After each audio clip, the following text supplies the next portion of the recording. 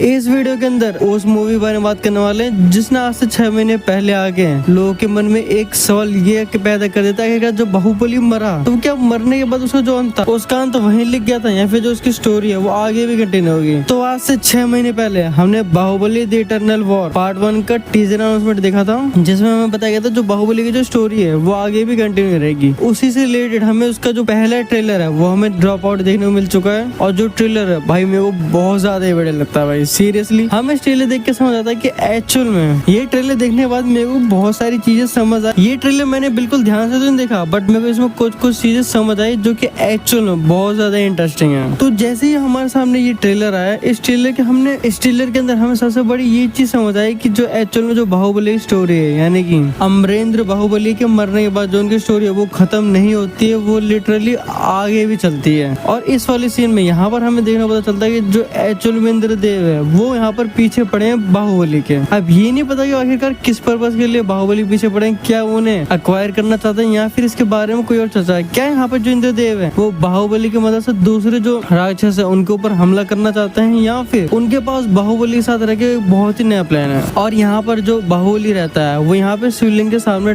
नाच रहा होता है क्योंकि हमने ये मूवी में पहले ही चीज देख रही है जो अमरेंद्र बाहुबली है वो शिव जी का कितना बड़ा भक्त है जिसकी वजह से जो बाहुबली की पावर है वो यहाँ पे भी नेक्स्ट लेवल रहती है। यहाँ पर जो इंद्रदेव है वो बहुत कोशिश करते हैं यहाँ पे बाहुबली को अपने पास करने के बट यहाँ पे कुछ कर नहीं पाते हैं। और दूसरी तरफ यहाँ पे हमें बाहुबली का एकदम बिल्कुल ही नया लुक देखने को मिलता है कि जो एक्चुअली में बहुत ज्यादा बढ़िया लग रहा होता है। और मेरे को जो इसकी एनिमेशन है वो भी बहुत ज्यादा ठीक लगी बट अगर तुम इसकी एनिमेशन देखोगे तो मुझे यहाँ पर ये बहुत ज्यादा Spiderman into the Spider-Verse universe की याद दिला रहा है। तुम यहाँ पे उसके भी सीन देखोगे तो यहाँ पर जो इनके एनिमेशन और उनके बट एक्चुअल में जिसकी एनिमेशन क्वालिटी है वो बहुत ज्यादा ही बढ़िया भाई। अब आगे ये देखना है कि एक्चुअल में जो मूवी है ये कैसे परफॉर्म करती है।